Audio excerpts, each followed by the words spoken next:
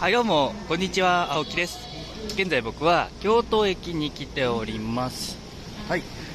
京都駅ですね。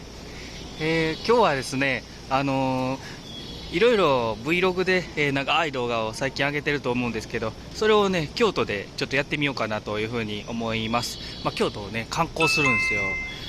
京都で大阪に僕住んでるんですけど、たまに来るんですけど、でもたまに来るって言ってもね、用事で来るので観光ってあんまりしないんですよね。ということで、そういったね、新鮮な体験も含めていろいろやっていきたいなと思っておるんですけども、今日はどこに行くかというと、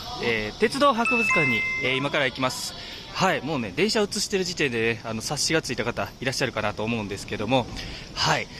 鉄道博物館がね、この京都駅の近く、電車で、一つ、乗っていったところにございますので、そこにね、今から行きたいと思います。僕のチャンネル名 TOA 青木旅行っていう名前になってるんですけど、皆さん TOA って何の略か分かりますか？はい、TOA というのはですね、トレインオタク青木、こちらの略になっております。はい、これね、なんか意外とウケるんですけどね、 TOA ってなんやねんって聞かれて、トレインオタクやって言って、ってね、よく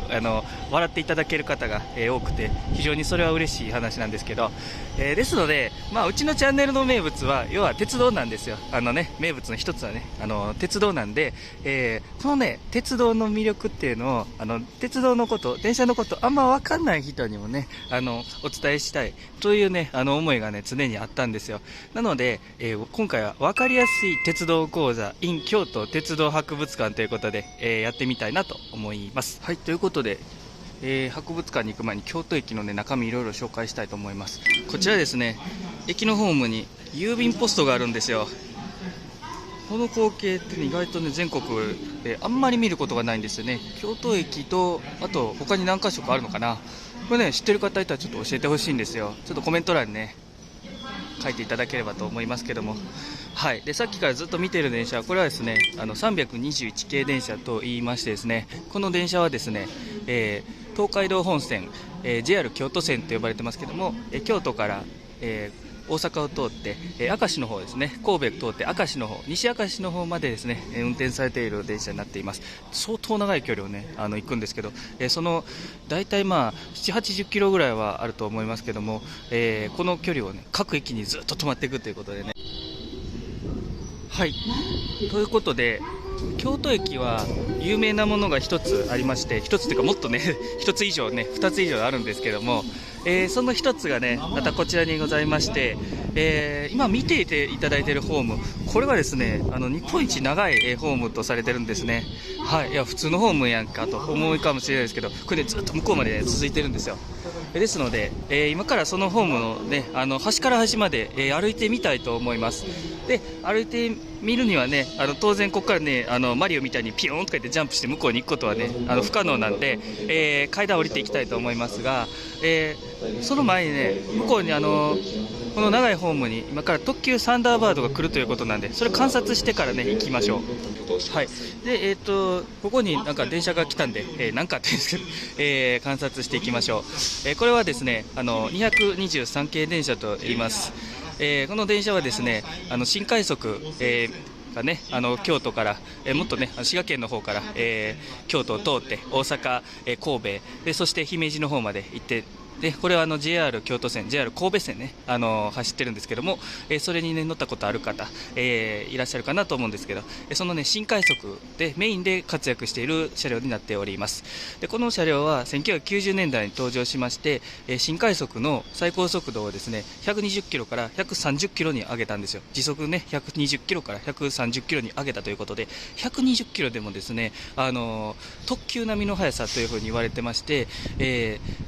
近鉄特急とかでもね、私鉄の特急とかでもなかなか120キロ出すのっていうのはないんですよ。でも、それを一般の列車で成し遂げているっていうことで、非常に注目が集まっています。でそれをさらに10キロ上げたんですよ。なので、大阪から京都まで、30分、大阪から神戸の三宮まで19分というね、素晴らしい記録をね、作り上げた、その車両がこの223系電車という風になっております。この223系電車、これ各駅停車、普通電車として今使われてるんですけども、新快速以外でも、普通電車として使われることもございます。はい、このうーウィーンっていうね、モーターの音がいいですよね。もう今からすごいスピードを出して走るぞと、そういうね気合をね入れて、出発していっていますね。はい、これ後ろについているのもこれも223系電車で、4両編成同士の、連結になっております。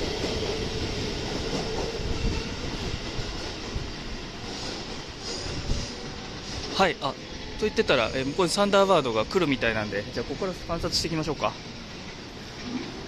はい、京都駅のホームの端っていうのもいいですよね。このね鉄道の係員の方の詰め所があるんですけど、これはね京都駅って結構いろいろリニューアルされてるんですけど、この辺はねまだ古いまま残ってるんですよね。このねタイルの感じとかいいですよね。京都駅に関しては確か1997年にですねリニューアル工事が行われてまして、この上にあるですねホテルが、建てられています。で結構これ高い建物なんですよ。京都はあんまり高い建物を建てちゃだめなんですけど、特例的に、その辺認められているようですね。はい、サンダーバード号は到着しております。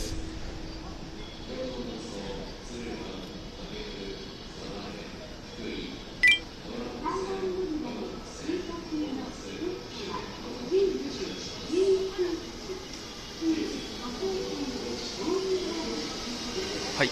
サンダーバードっていうとね、とんがったね前面が特徴なんですけども、とんがってないやつもあるんですね。これは連結を、するためにとんがってないやつもあるんですけど、とんがってないやつもねやっぱかっこいいですよね。でこれサンダーバードがね最近になってよりかっこよく見えるようになったのはですね、この、壁面っていうかね側面ですね、それがですね、500系新幹線みたいに、な感じでカラーリングがリニューアルされたんですね。これ500系新幹線っていうのは、今から博物館に行ってじっくり観察することができるんですけども、やっぱりね500系新幹線ってかっこいいですよね。っていうのをねこのサンダーバードの、側面のリニューアルを見て感じることが、感じたんですけども、はいということで、これをね発射していくのをね見届けてみたいと思います。ちなみにこの特急サンダーバードというのは今から金沢の方まで行く、北陸の方に行く、ね、電車になっておりまして、大阪、京都から福井がね金沢とか、あと、金沢で北陸新幹線に、接続してますので、北陸新幹線を使えば富山、長野とかね、あと新潟の方まで行くことができます。なので非常にね主要な列車で、特急としてはねかなり、の本数が運転されています。1時間に1本以上ですね、運転されておりまして、この本数っていうのはね、結構全国的にも多い方なんですよ。東京の方で行くと特急のあずさ号がね松本に行くやつが、それが1時間に1本ぐらいずつあったりとかね、あとは九州の方だと、これはサンダーバードより多いんですけど、特急のソニック号ですね、博多から大分の方に行くやつ、これはね1時間に1、2本ぐらい、2本ね普通に運転されているということなんで、特急ソニックが一番、本数多いのかなというふうに思うんですけど、ちょっとコロナの関係もあっていろいろダイヤも変わってるんでね一概には言えないかもしれないですけど、この特急サンダーバードっていうのはね結構本数が多い、乗りやすい特急列車になっております。はい、こんな感じでね鳥の絵が描いてありますね。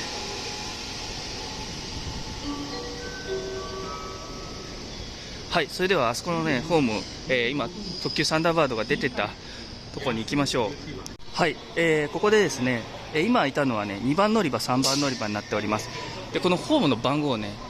よく覚えておいてくださいね。隣のホームなんでね多分1番乗り場とかにねか4番乗り場とかそういう風になると思うんですが、はい、ではね案内見ていただくとね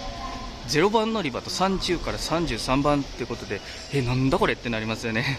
はい、そのね秘密をね今からご紹介したいと思います。じゃあエスカレーター乗っていきましょうか。はい、でさっきのサンダーバードから降りてきたと思われる人もね何人かいましたね。大阪から京都ってね実はサンダーバード使う人も多くて、昼間だったらですねなんと450円でチケットレスを使えば乗ることができるというね、450円っていうのは特急料金なんで、大阪から京都まで普通の運賃の570円だったかな、必要なんですけども、それがねそれにプラスして450円足すだけでですねなんと特急の指定席に乗れるという素晴らしいですね割引がございます。ですので、このでこの450円っていう値段は京阪電車のプレミアムカーだと、京都から大阪まで500円かかるんですが、それよりも安いということでね、はい、異常な割引をね、JR がやってくれています。はい、で私たちが今いるのは0番乗り場ですね。はい、あれ30番から33番とか書いてあったけど、それどこにあるのって、ね、なりますよね。はい、ということでそれもねまた説明していきたいと思うんですけど、またこっちにね電車が来たんで、観察をしていきましょう。そう、京都駅って意外とね電車が好きな人には、僕はね大阪駅よりもね京都駅の方がおすすめです。というのは駅の面積自体がめちゃくちゃ広いっていうのがまずあるんですよね。はい、ぜひね大阪に住んでいる方はね大阪駅と比べていただければと思うんですけどもね、漢字だけでもねめっちゃ広いと思いますよ。で、広い理由っていうのは乗り入れてる路線が、大阪駅だと大阪環状線と、JR 京都線神戸線ですね、いわゆる東海道本線、この2つだけなんですけど、京都駅は、JR で東海道本線、琵琶湖線京都線と呼ばれてますけども、これと、山陰本線、そして奈良線、そして、湖西線ですね。湖西線というのは、厳密には山科から分かるんですけども、山科というのは京都の隣の駅ですね。でもここの駅を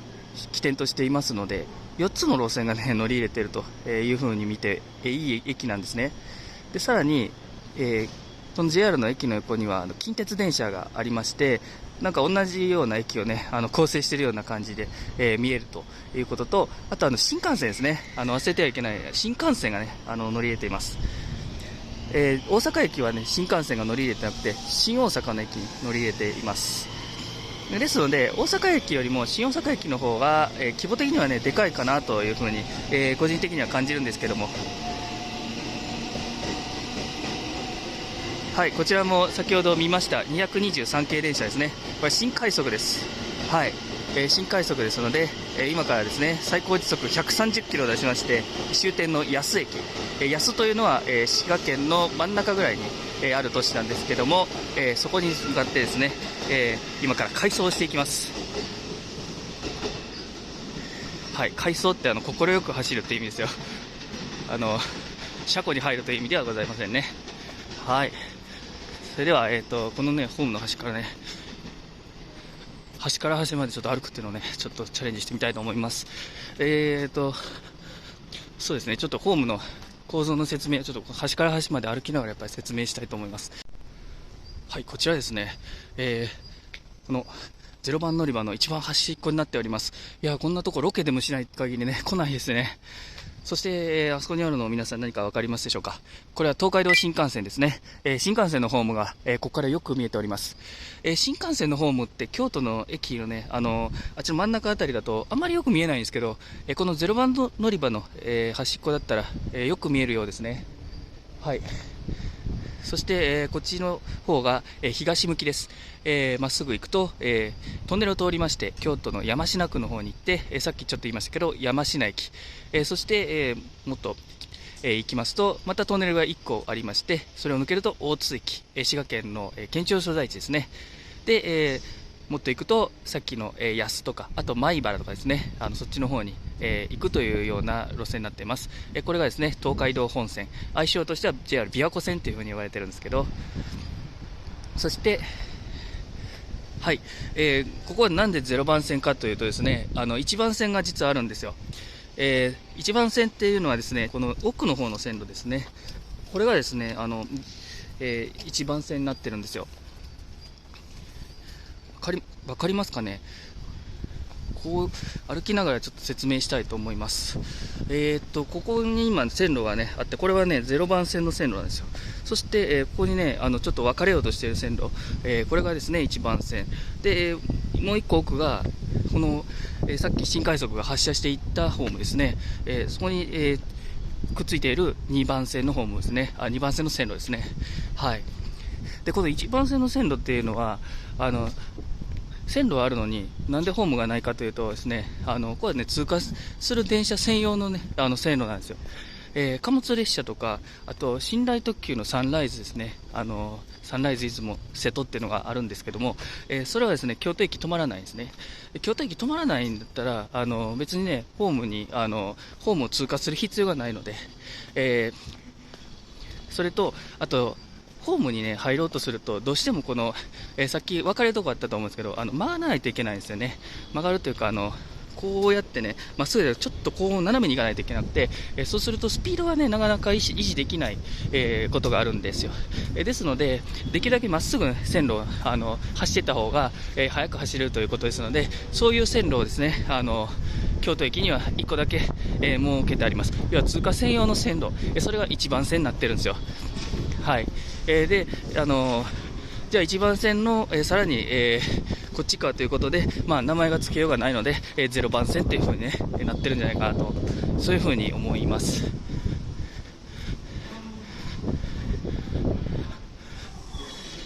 はい、ということで今ですね説明をしながらこのホームを端から端まで歩いております。でこの0番線っていうのは何に使われるかというと、特急とですね、あと草津線に直通する、電車の発着用に使われております。草津線ってなんやねんってね思われるかもしれませんが、このさっきね説明した、この東海道本線、JR 琵琶湖線っていうね、路線があります。この東海道本線はですねこの京都駅を境に、大阪型が JR 京都線、そして、滋賀型が大津型がですね、JR 琵琶湖線というふうに、呼ばれてございますけども、その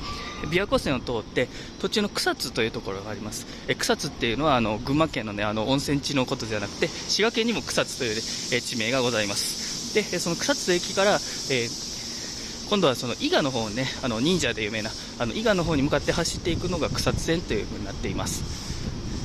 はい。でその、電車の一部が京都駅からね出ているということになっているんですね。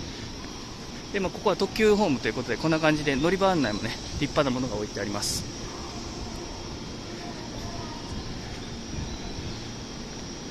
はい、いろいろ説明している間にまた向こうに電車が来ましたね。これはですね琵琶湖線を通って、また安までこれ各駅に止まっていく電車になってます。でこれも223系電車ということで今日はねよう見ますね223系電車。それぐらいねこの東海道本線ですね JR 京都線そして JR 琵琶湖線の、メインキャラクターとして、君臨しているということです。はい。でここがですね0番乗り場の、足元番号12番ということで、実はですね足元、番号の1番から12番までですね今来たんですね。でこの1から12って何かというと1両目から1両目、で12点の12両目ということでこれ両数をね、表してるんですね。何両目っていうのをね実はね表しています。で8両編成とかの場合はですね12両もね実際12両もあるわけないんで、乗り場の番号がですね例えば、3から10とかそんな感じになるんですね。はい。ということで、何が言いたいかというと JR 西日本はね一番長い編成が12両ですので、ここがね端っこですよということです。でこの端っこの空間はね結構広く実はなっててコインロッカーがねものすごい数がありますよね。はい。京都駅京都観光来られて荷物預けられる方も多いと思います。その時はですねこの、0番乗り場の、端っこですねこちらでですねコインロッカーがたくさんあるということを覚えておいておくといいと思います。はい。でここに柵があるんですね。で、0番乗り場の端っこに来たって言うんですけどまだなんか続いてますよねこれね。一応柵があってここは電車乗れないみたいですね。でここに電車止まるってことは、基本ないようですね。電車止まるとしたら、もっと前の方に止まるということなんですけど、じゃあこれなんでこんなねまっすぐ続いているのかっていうのをねちょっと紐解いていきたいと思います。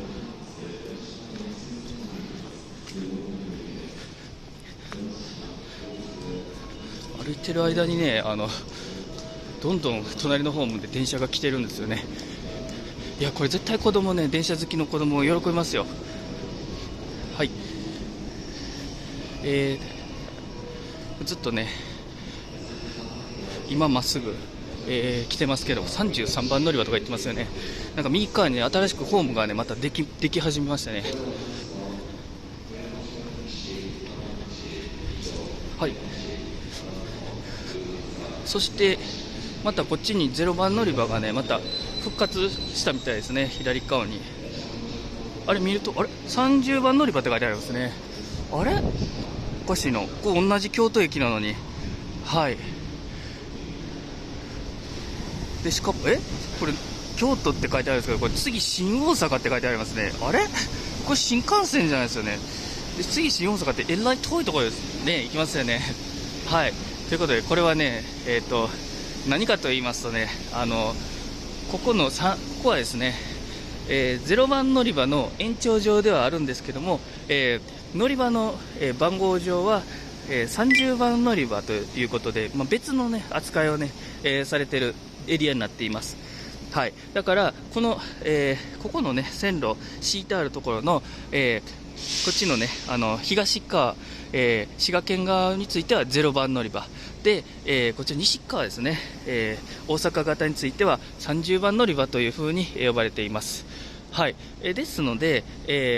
次の停車駅新大阪ってことなんで、この30番乗り場と呼ばれているところは西側に向けて、電車が発車していくんですね。先ほどのですね、0番乗り場から東側に向けて、電車が発車していくということになっております。でいやそんな同じホームから東西、どうやって別々に発車すんねんとかね思われるかもしれませんが、実はねさっきここ同じ線路って言いましたけど、それ間違いでですね、0番乗り場の線路って実はこれなんですよ。はい。ここのね実はちょっと見えなかったんですけどね、見えない仕掛けとしてね、この、ね、建物の後ろにね、ここに新しい線路を、ね、こう作って、でちょっと削ってね、この新しいというかね、これもう一本ね、実は線路があって、あたかもね、0番乗り場の延長上の線路にね、見えてしまって、で間違えて案内しちゃったんですけども、違くてですね、これが0番乗り場の線路。だから0番乗り場ではこう線路1個分ね、空間が広かったんですよ。でもそんなんね、感じさせる余地もないですよね。これむちゃくちゃ広いんですよ、ここ。ねえ。で、次の停車駅が新大阪って言ってるんですけど、この東海道本線 JR 京都線次の駅は西大路という駅になってて、で新大阪の駅まではあとそうだな10駅ぐらいあるのかな、10駅以上ねあるんですよ。でもなんでこう新大阪が次の駅になってるかというと、ここを発車する電車がですね、次の停車駅は新大阪の電車しか来ないことになってるからです。ここを、発車するのは具体的に言うと特急はるか号、のみになってます。ですのでここにね特急はるかって書いてあるんですね。はい、ここはですね特急はるかの専用ホームになってるんですよ。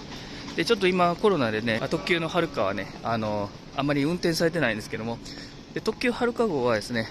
次の停車駅は新大阪っていうことになってて、ですので、こういうね駅名表は新大阪ってなってるんですよ。でも最近はね高槻に止まるやつもね出てき始めてるんで、駅名表が必ずしも正しいとはね言い切れないんですよね。これもね面白いですよね。でもこのねはるか専用ホームっていうのを作ったのはやはりその関西空港ができた時の熱風というですかね、ブームっていうんですかね、もう本当にね熱気がねすごかったんですよ。国際空港ができたぞ、新しいのできたぞということで、はい。そして向こうには近鉄電車ですね、発車していっています。はい、そしてまたね電車来ましたね。こちらは225系電車で、223系電車の、1個後輩の電車になっています。でこちらもですね223系電車と同じ役割が担えるようにということで、時速130キロで走ることができます。はい。で今ですね見ていただいたので分かったと思うんですけど、線路がね1本増えているんですよね。この0番線、1番線、そして2番線ということでね、で新快速が2番線の方に入ってきました。こっちはですね京都の、駅の西側なんですけど、ここもすごいですよね。これ何年前からあんねんっていうね建物がねあります。はい、じゃあ最後まで、行くということで、最後まで行きましょう。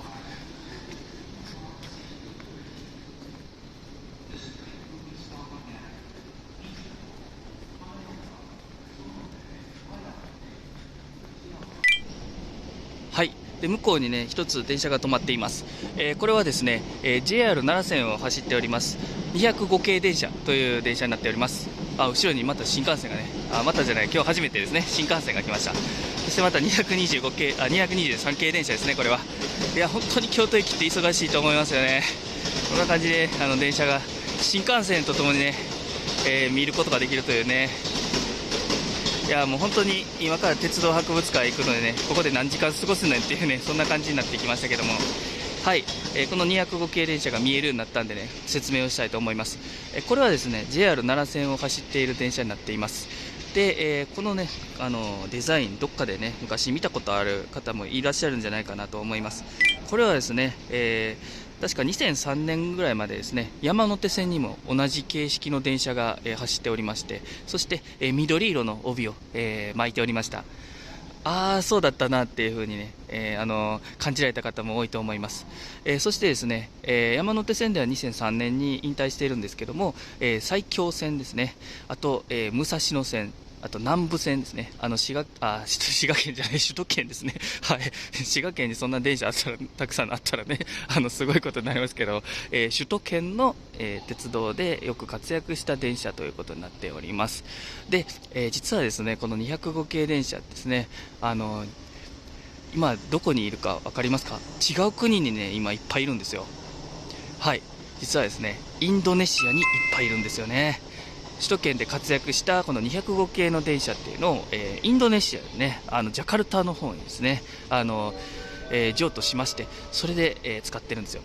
で、このインドネシアのジャカルタにはですね、東急の車両とか、あと都営地下鉄ですね、昔の営団地下鉄の車両なんかも、いっぱい活躍しているということで、結構それをね、見に行くツアーなんかも組まれているんですよね。いや、これね、行きたいなと思っててね、コロナが終わったらね、絶対行ってやるぞと、思っております。はい。ということで、こちらね、205系電車をね、一望しておりますけども、この後ろに近鉄電車が走ってるんですね。さあ、それではですね、これすごいいいデザインですね。これはですね、京都の名所をいろいろ書いてあります。知恩院ってがありますけど、これ知恩院のことですね。お寺、立派なお寺がありますけども、銀閣寺、比叡山って、ってね、皆さんこのって書けますか？ルーに M ってね、よく言われるんですけども、この字がね、昔の字が書かれています。で、これはですね、村田製作所が作ったんですね。村田製作くんっていうロボットが有名ですけども、このね、絵でも有名なんですね。はい。すごいでしょ？これ近鉄電車もひっきりなしに来るんですよね。だからここにいると近鉄電車、新幹線で、これ奈良線で、あと東海道本線ですね。で、この辺に来る特急電車の見ることができます。はい。で、こちらの電車はですね、山陰本線の電車になります。実はですね、今から乗っていく、電車はですね、こちらの山陰本線の、電車に乗っていくんですけども、実はですね、この30番乗り場からこちら側っていうのは山陰本線のホームになっていて、31番、32番、33番というふうに続いていくということになっています。ですので、ちょうどね、向こうの端からこっちに来た理由っていうのは山陰本線に乗りやすくするため、ということになっております。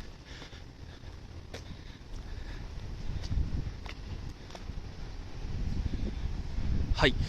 で、また向こうから電車が来るみたいですね。ここもすごい眺めがいいですね。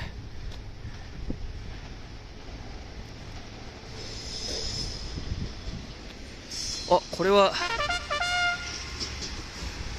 これ珍しいものを見ましたね。これは線路の状態とかを検査する、電車ですね。はい。そしてまた、JR 琵琶湖線の、普通電車、これは何系電車かも皆さん分かりますよね。はい、223系電車がやってきました。こんだけメジャーなんですね、この電車って。いや、ロケしてみないとね、分かんないことですけどね、いや、本当にね、よう活躍してはるんやなというふうに思います。向こうにはね、205系電車が見えるので、この場所いいですね。電車がよく見えますし、こっちは山陰本線の電車が見えます。京都駅に入ってくるすべての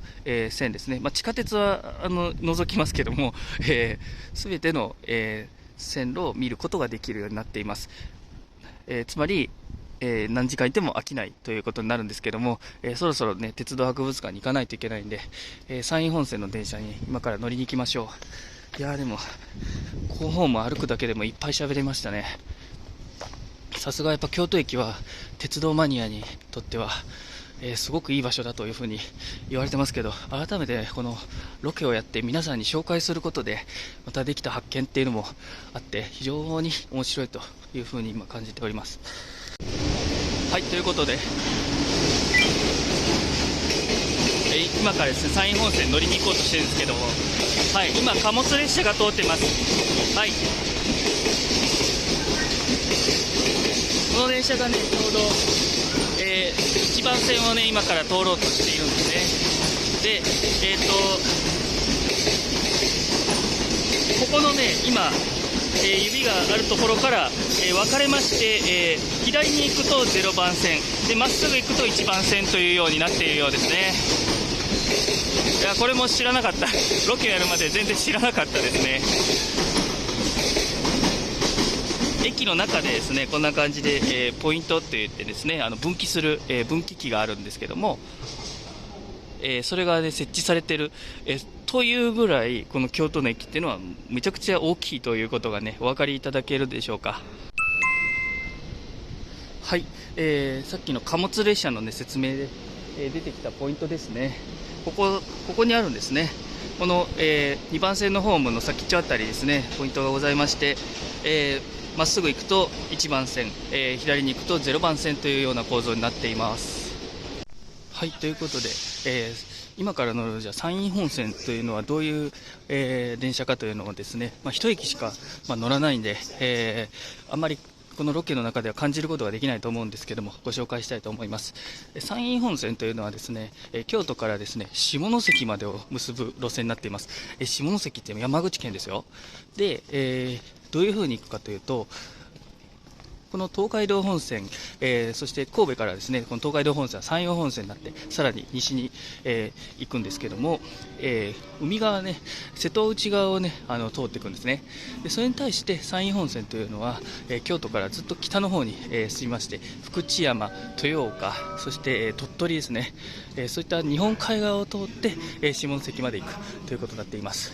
でこちらの31番乗り場ですね、ここからですね山陰本線の特急が発車するんですけども、さすがに下関まで直通するのはなくて、部分でね、分かれて、運転されているのが、特徴になっています。はい、ものすごい距離ですよ。山陰本線って、ね、本当乗り通すっていうロケとかやってもいいかなと思うんですけどね、でもね、かなり根性が、特急を乗り継ぐのでもね、結構ね、根性がいるんじゃないかと思います。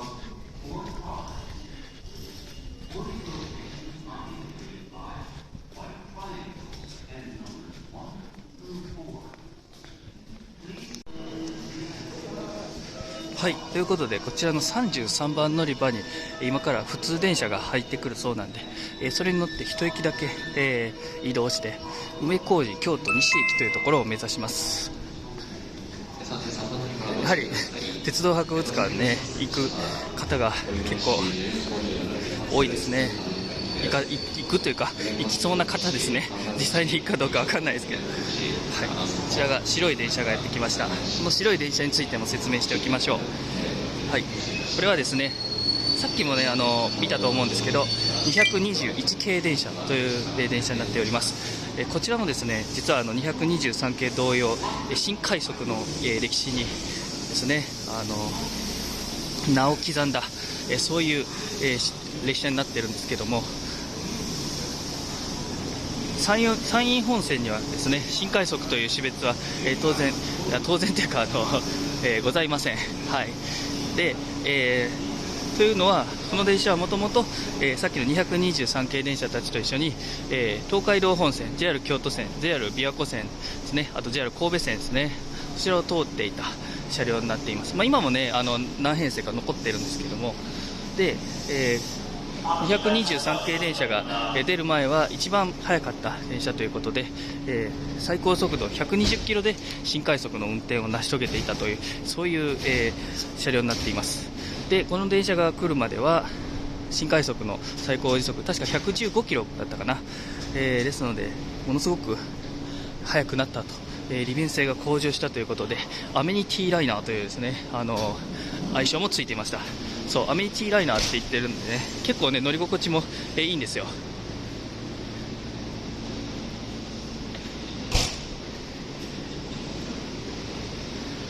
はい、ということで、こちらがですね221系電車、東海道本線とかでね役割が少なくなってきたということでしたので、山陰本線の方にですね、やってきて、で山陰本線の今ですね京都側の、主力の車両になっております。じゃあ乗っていきましょうか。